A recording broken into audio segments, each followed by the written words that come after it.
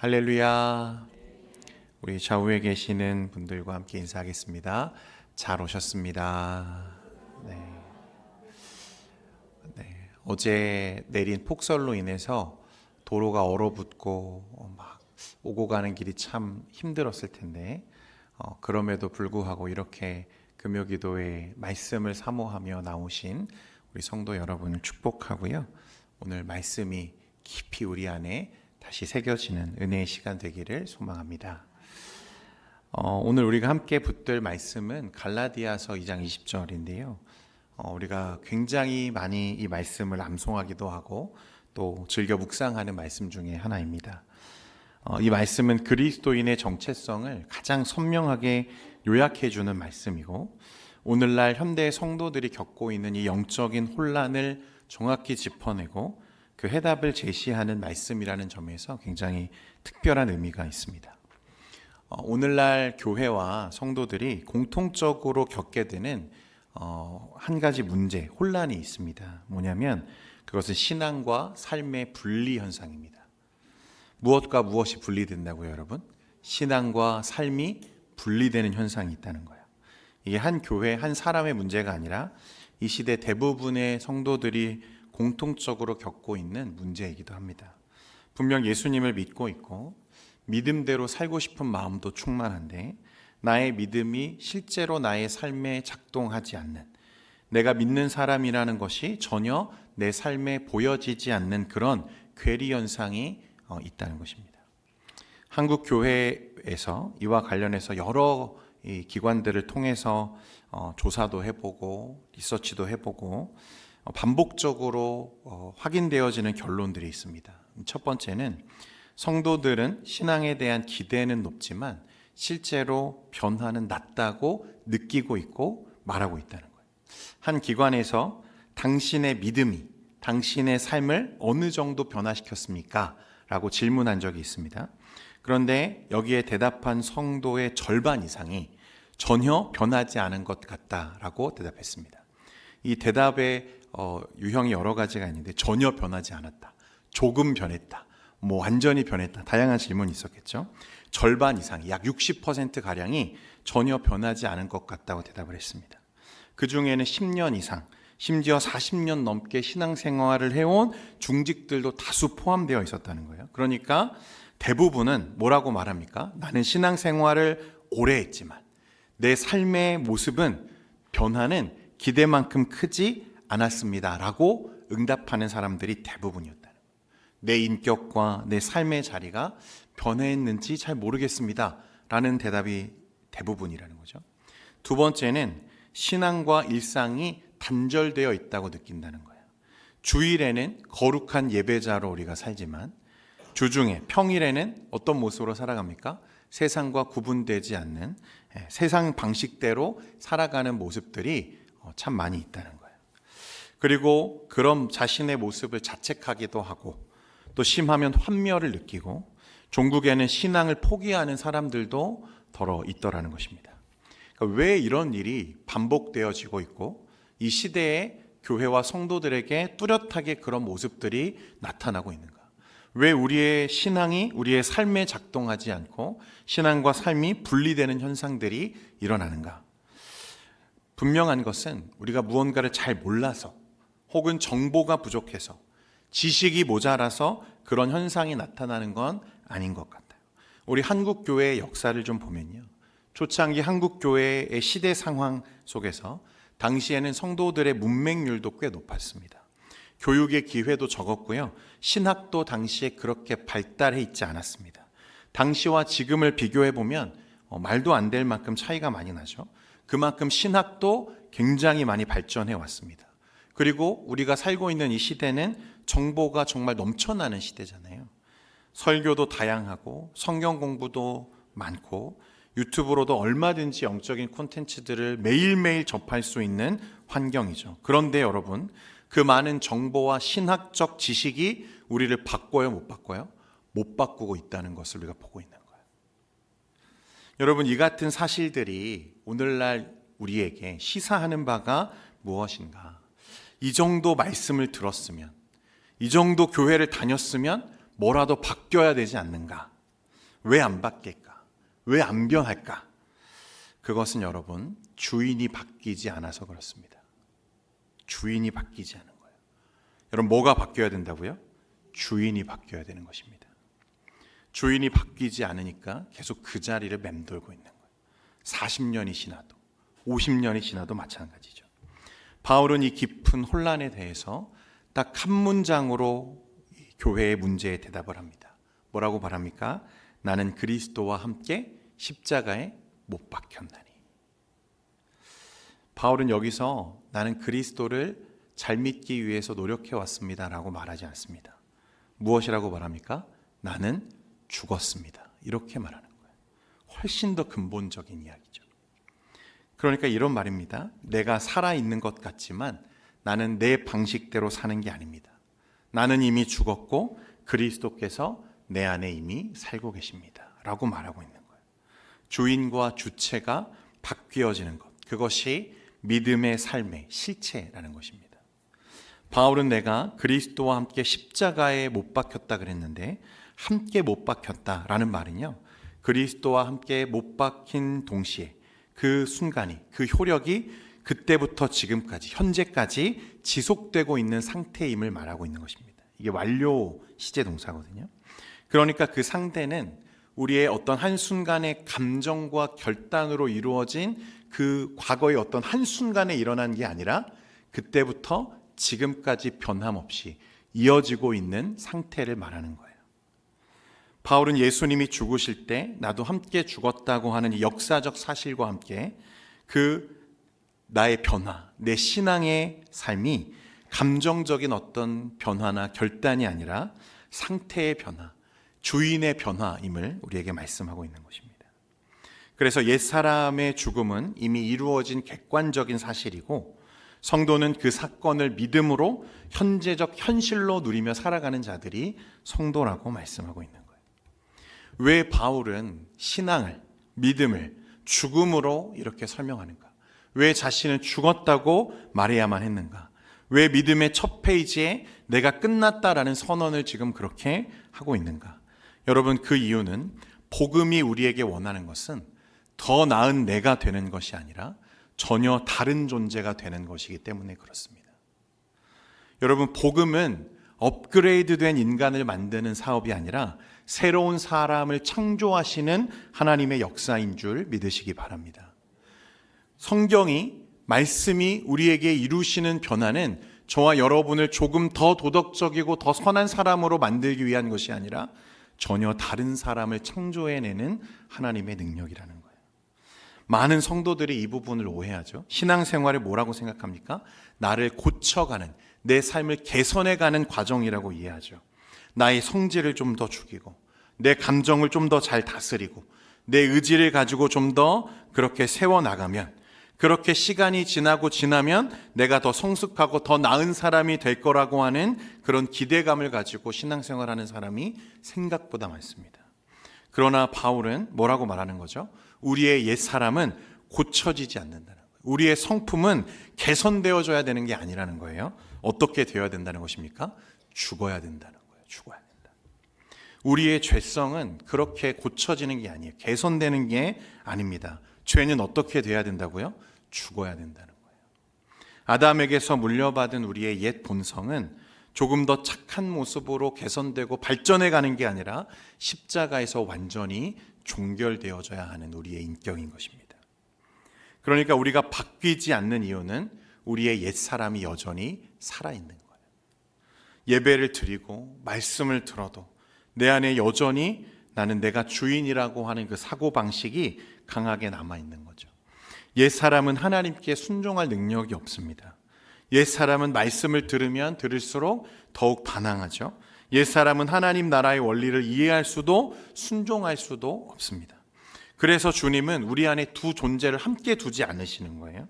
새 사람은 옛사람 위에 덧붙여지는 구조가 아니라 새 사람은 반드시 옛사람의 죽음을 전제로 하고 있다는 것입니다. 그래서 바울은 그렇게 고백하는 거예요. 내가 그리스도와 함께 십자가에 못 박혔나니. 내가 죽었다. 나는 십자가에서 완전히 끝났다. 내 옛사람은 그 위에서 그리스도와 함께 종결되었다라고 말하는 거예요. 여러분, 이건 단순한 비유가 아닙니다. 신학적인 원리이고 영적인 현실이에요. 믿는 순간 그리스도와 연합되어지고 그분의 죽음이 나의 죽음이 되는 것을 말하는 것입니다. 그러니까 내가 믿는다고 하는 것, 예수를 믿는다고 하는 것은 그 순간에 내가 이전까지 살아왔던 나의 모든 삶과 어떻게 되는 것입니까? 완전히 결별하는 것입니다. 떠나야 된다는 거예요. 늘 떠나야 하는 거죠. 그래서 여러분, 죽지 않는 한 변하지 않습니다. 우리의 인성도, 우리의 성품도, 우리의 인격도 변하지 않아요. 죽음이 없는 신앙은 자기 종교가 되고, 죽음이 없는 기도는 그래서 자기 주장이 되죠. 예배도 드리고 기도도 합니다. 그런데 어떻게 하는 거죠? 내 기도를 하는 거죠. 나를 위한 종교 생활을 하고 있는 것입니다. 여러분, 그러므로 이 시간에 우리가 바라보아야 할 첫 번째 영적인 교훈은 우리의 죽음을 선언하는 것입니다. 주님, 내가 주인 되려 했던 나의 자리를 내려놓겠습니다. 내가 결정권자가 되려 했던 이 마음을 십자가에 못 박겠습니다. 내 감정, 내 체면, 내 생각, 내 계획을 다 포기하겠습니다. 그렇게 고백할 수 있는 저와 여러분 되기를 소망합니다. 그래서 나는 죽었습니다. 십자가에 죽었습니다. 라고 하는 이 고백이 우리 신앙의 출발이요, 변화의 첫 걸음이라는 거예요. 이어서 바울이 우리에게 말씀 중에 어떻게 말하냐면, 이제는 내가 사는 것이 아니다 라고 말합니다. 누가 사는 것이죠? 그리스도께서 사시는 것이죠. 여러분, 이 고백이요, 기독교 신앙의 중심을 관통하는 핵심입니다. 내가 사는 것이 아니다. 이 말은 완전히 끝났다라고 하는 강한 부정의 의미거든요. 나의 주권적 삶이 완전히 종료되었다는 선언입니다. 이는 우리의 자아가 약해진 것이 아니라 내가 내 삶을 통치하고 다스리려고 하는 그 모든 노력과 시도가 완전히 끝났다. 그 말은 우리의 존재론적인 전환을 선언하는 것입니다. 우리는 종종 예수님을 믿습니다라고 고백하지만 그 고백이 실제 삶에서 의미하는 바가 무엇인지를 정확히 깨닫지 못할 때가 있는 거죠. 그러니까 우리가 예수를 믿는다고 하는 건 주인이 교체되는 거예요. 내 자리의 주권이 주님으로 모두 다 양도되는 것입니다. 이양되는 거예요. 그것이 내가 사는 것이 아니다라는 말의 진짜 의미입니다. 그런데 우리는 어떻죠? 눈을 뜨면 하루를 시작할 때 주님, 오늘 나를 주님께 맡깁니다 라고 말은 하지만 늘 누가 결정해요? 내가 결정해요. 내가 판단해요. 내가 살아가는 거죠. 겉으로는 신앙생활을 한다고 말하지만 실상은 여전히 내 삶에 누가 주인이 되어 있어요? 내가 주인 되어 있는 거예요. 그런 세계관을 그대로 살고 있는 거죠. 바울은 여기에 정면으로 도전하고 있는 것입니다. 이제는 내가 사는 것이 아닙니다. 내가 그동안 살아왔던 방식에서 그리스도로 사는 방식으로 변환되고 존재적으로 바뀌는 것을 말하는 거예요. 주인이 바뀌면요, 여러분, 삶의 구조가 달라집니다. 주인이 교체되면, 주인이 바뀌면 먼저 무엇이 바뀌냐면 목적이 달라지죠. 내가 똑같이 서 있는 그 자리에 내가 그동안 가지고 있던 목적이 달라집니다. 우선순위가 달라져요. 그리고 기도의 내용이 바뀌고 갈등을 해결하는 태도가 바뀌고 삶을 해석하는 방식이 달라집니다. 그러나 주인이 바뀌지 않으면 아무리 예배 드려도, 아무리 말씀을 들어도, 아무리 결단을 해봐도 삶은 그대로 여전히 그 자리에 있는 거죠. 왜냐하면 주인이 바뀌지 않았으니까요. 여러분, 평소에 자주 다니시는 단골 음식집들 하나씩은 다 있으시죠? 평소에 내가 좋아하는 음식들, 여기 음식 정말 괜찮아. 그런데 어느 날 가보니까 음식 맛이 달라졌어요. 뭔가 평소랑 좀 다른 것 같아. 한 번 갔는데 좀 이상해서 다음에 또 갔더니 역시 뭔가 달라졌어. 여러분, 그러면 어김없이 뭐가 교체된 거예요? 주인이 교체됐거나 주방장이 교체된 거예요. 요리하는 방식도 달라져요. 재료가 달라져요. 그러니까 같은 맛을 낼 수가 없는 거죠. 왜 많은 성도들이 변화를 경험하지 못하냐면 바로 이 지점 때문에 그런 거예요. 주인이 안 바뀌는 거예요. 내 삶에 하나님이 주인이십니다 라고 말은 하지만 그러나 우리 마음속 한켠에는 주님, 그런데 이 영역만큼은 제가 조금 다스려야 될 것 같아요. 이런 게 있는 거죠. 이 문제는 제 방식이 맞는 것 같아요. 기도는 하면서도 결국은 주님 제 판단대로 해야 할 것 같아요. 이런 영역들이 여전히 남아있다는 거예요. 여러분, 그런데 바울은 그런 신앙을 인정하지 않습니다. 왜냐하면 복음은 결코 부분적인 통치를 우리에게 말하고 있지 않기 때문에 그래요. 우리가 말하는 주권은요, 전면적인 주권이죠. 그래서 하나님은 나의 삶의 80%, 60%, 50% 부분을 원하시는 분이 아니라 100%를 원하시는 하나님이신 줄 믿습니다. 그러니까 내 마음의 방 하나를 주님께 내어드리는 게 믿음이 아니라 무엇입니까? 내 집 전체의 주인이 되시는 게 믿음인 거예요. 그러므로 성도 여러분, 우리 안에 여전히 남아있는 내가 주인 되어 있는 그 삶의 영역을 여러분 잘 살펴보셔야 됩니다. 그게 감정의 영역일 수도 있고요. 또 자존심일 수도 있고, 때로는 누군가를 용서하지 못하고 있는 미움의 자리일 수도 있고, 재정적인 결정권일 수도 있습니다. 자녀에 대한 통제권일 수도 있고, 미래에 대한 두려움과 그런 어떤 소망함들일 수도 있을 것 같아요. 여러분, 그것들이 우리의 신앙의 변화, 결정적인 변화를 막는 핵심이 되는 거예요. 이 영역들이 여전히 내가 살아있는, 내가 다스리는 나의 영역들인 거죠. 그러나 나로 사는 삶, 그 전부를 주님 앞에 내려놓을 때 비로소 복음의 능력이 흘러 들어오기 시작한다는 것을 꼭 기억하시기를 바랍니다. 그리고 마지막으로 오늘 바울이 우리에게 뭐라고 말하냐면, 내가 사는 것이 아니다. 그럼 누가 사신다고요? 그리스도께서 내 안에 사시는 것이다. 여러분, 이 말씀은 성도의 변화가, 그리고 그 삶의 능력이 어디에서부터 오는지를 우리에게 말씀하는 거죠. 그러니까 내 신앙의 변화는, 내 신앙의 어떤 성장은 내 결단과 내 감정에서 시작되는 게 아니라 어디서부터 시작되는 거예요? 내 안에 지금 살아계시는 그리스도로부터 시작된다는 것을 말씀하는 것입니다.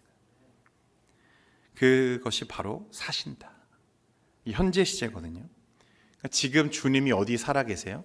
저와 여러분 안에, 우리 안에 내주하고 계시다고 말씀하고 계시는 거예요. 지금도 계속해서 살아서 우리를 다스리시고 이끄시고 붙드시는 주님인 줄 믿습니다. 그러니까 바울은 단지 그리스도가 나를 돕는다고 말하는 게 아니라, 그리스도가 지금 이 순간에도 능동적으로 내 안에서 살아서 일하고 계심을 말씀하고 있는 거예요.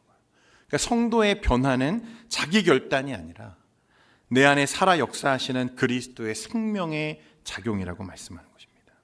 많은 성도들이 이렇게 생각하는 거죠. 교회 다니면 착하게 살려고 노력해야지. 그런 노력들 많이 하시죠. 믿었으니까 말씀대로 살려고 힘을 내야지. 그런데 여러분, 성경 어디에도 복음은 우리에게 외부의 규칙을 지키는 종교 생활을 요구하지 않는다는 거예요. 복음은 우리의 내부에서 새로운 생명과 새로운 동력, 새로운 능력을 심어준다고 말씀하고 있다는 거죠. 그분이 바로 그리스도 예수이십니다. 그리스도의 영, 성령 하나님이 우리를 지금도 돕고 계시다는 거예요.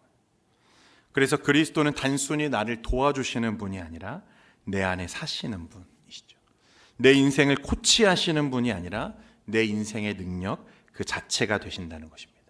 그러니까 우리가 변화된다면 그건 우리의 의지 때문이 아니라, 우리가 결단하고 결단 때문이 아니라, 오랫동안 교회를 다녀서가 아니라 내 안에 계신 주님이 일하시기 때문인 줄 믿으시기 바랍니다.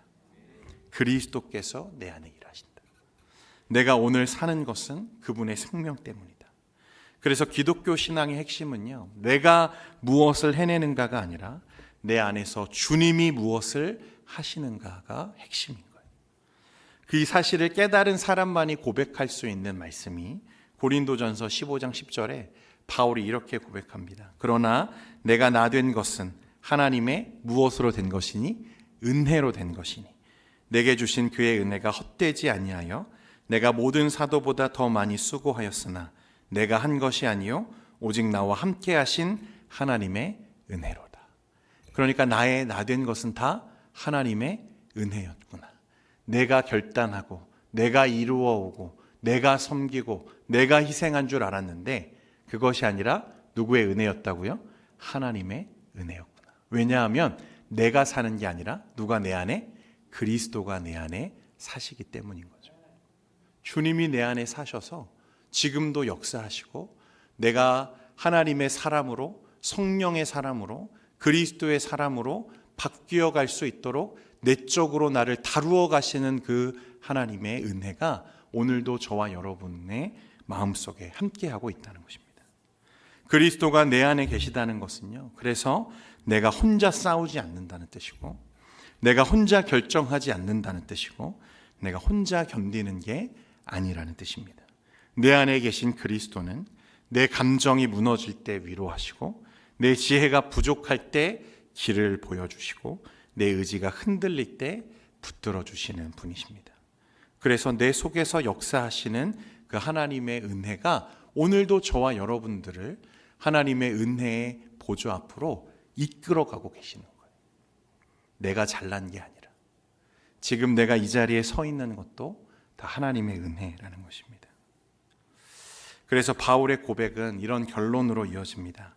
내가 이제 육체 가운데 사는 것은 나를 사랑하사 나를 위하여 자기 몸을 버리신 하나님의 아들을 믿는 믿음 안에서 사는 것이라. 그 예수님이 나의 동력이십니다. 그 은혜가 나의 힘입니다. 한마디로 나는 죽고 예수로 사는 인생. 오늘 갈라디아서 2장 20절이 말씀하고 있는 핵심적인 진리입니다. 나는 죽고 누구로 산다고요? 예수로 사는 인생. 여러분, 그 본질을 가장 잘 아는 사람은 아마 사도 바울 자신이었을 겁니다. 바울은 누구보다 뜨거운 열정을 가진 사람이죠. 그래서 종교적 열심으로 아주 뜨거웠던 사람이었습니다. 바리새인이었고 율법에 심취한 사람이었어요. 그래서 심지어 예수를 믿는 자들을 붙잡아 가두려고 그날도 다메섹으로 가던 그 길에서 누구를 만납니까? 부활하신 예수님을 만나죠. 자기의 의, 거대한 옛 자아로 살아가던 이 바울이 다메섹 도상에서 부활하신 예수님을 만나고 그 순간 자신의 모든 이 정당성, 그 삶을 형성해 왔던 과거, 옛 사람이 죽어지는 경험을 하게 됩니다. 눈이 멀잖아요. 그리고 아나니아가 와서 그에게 안수할 때 그의 눈이 다시 띄어지고 다시 보게 되어지는, 눈의 비늘이 벗겨지는 예수 그리스도의 죽음과 부활을 그가 경험하게 되는 거죠. 그의 세계가 완전히 붕괴됩니다. 눈을 뜨고 살았던 그 사람은 그 자리에서 눈을 감고, 눈이 멀어버린 사람은 그 자리에서 새로운 삶을 향해 열리기 시작하는 것을 경험하는 거죠. 그 순간 사울은 이렇게 고백할 수 있었던 거예요. 그때 나는 죽었습니다. 그리스도의 십자가 위에서 죽었고 주님께서 내 안에 들어오셔서 주님이 다시 사셨습니다. 주인이 바뀌니까 그의 열정의 방향이 바뀌죠. 그가 열심을 내던 방향이 바뀌고 삶을 살아내는 방식이 율법적 삶에서 무엇으로 바뀝니까? 은혜의 삶으로 바뀌게 되는 거예요. 그러니까 이 갈라디아서 2장 20절에 그가 고백했던 이 말씀은 추상적인 개념이 아니라 자신의 삶에 대한 요약이고 그 존재에 대한 고백이었던 거죠. 사랑하는 성도 여러분, 우리도 바울처럼 고백할 수 있기를 간절히 소망합니다. 이 말씀은 어떤 추상적인 철학 개념이 아닙니다. 이상적인 목표를 말하는 게 아니에요. 더 나은 사람이 되라고 우리에게 말씀하고 있는 것이 아닙니다. 우리는 어떤 인생으로 부름받았는가? 우리는 바울의 고백처럼 죽었고 이제는 그리스도로 사는 사람으로 부름받았음을 여러분 깨달을 수 있기를 소망합니다. 그래서 믿음의 본질은 변화가 아니라 교체예요. 체인지입니다. 주인이 교체되고 중심이 교체되고 원리가 교체되고 능력의 출처가 교체되는 것입니다.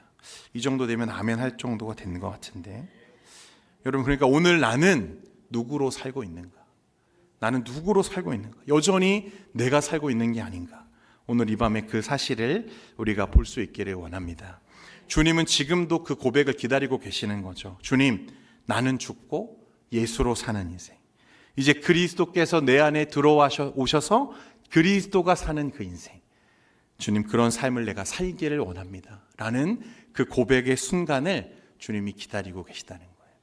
오늘 우리가 찬양하고 기도할 때 주님의 그 은혜가 다시 우리 안에 회복되어지고 내 자아들, 내가 나를 다스리려고 하는 나의 모든 시도들이 꺾여지고 실패하고, 그러나 예수가 내 안에 다시 사는, 그래서 이제껏 내가 붙들고 있던 것들은 놓아버렸지만 예수의 은혜가 나를 다시 살게 하는, 여러분 그런 은혜의 삶으로 나아가는 여러분들 되시기를 주님의 이름으로 축원드립니다.